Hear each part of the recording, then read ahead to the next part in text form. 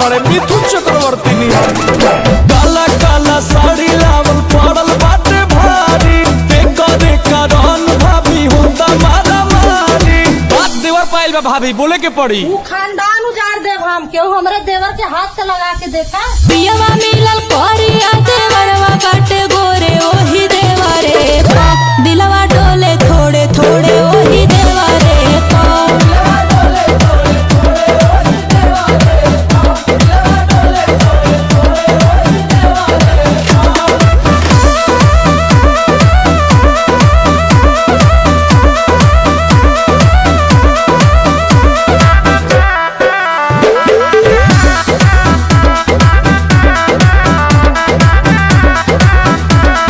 देहनी दहेज परहेज काहे करी, बाटे अभी एज मैनेज काहे करी। काजू खैबू भौजी खिया दे बनले ड्राइवर संभारा है ना सवारी, होके मोछा मुंडा करा ताड़े रंगदारी। देखो तारे ना भौजी ढेर रंगदार भइल बड़ा ना कह कि ढेर रंगदार भइल बनी। ज्यादा गर्मी चघल बा कहिया कि ढेर गर्मी चघल बा। ओ माय गॉड भौजी देवरा बोले मिसरी बोलमुआ के कठोरे ओही देवरे पा, मनवा डोले थोड़े थोड़े ओही देवरे पा।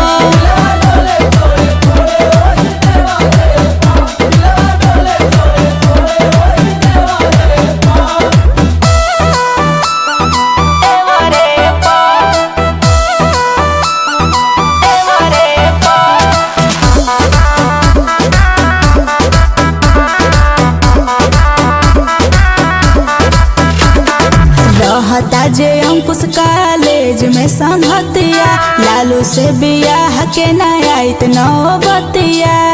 इनकरा से तो बियाह ही ना करती, भाग जेती तोहरे संग। होके जब दुख भौजी सहले नु जाला, मीठा मीठा फल सुना पिलुए नु खाला। पिलुआ कहतरे मारम नु देखो तारू नु भौजी।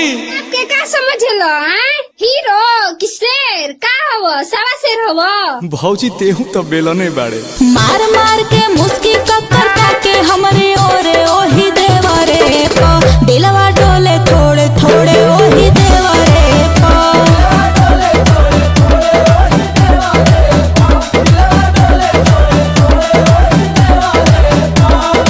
एकरा में दम बाजा हमारा के ताक दी, देवर रंगदार छाती गोलिये में दाग दी। पियवा मिलल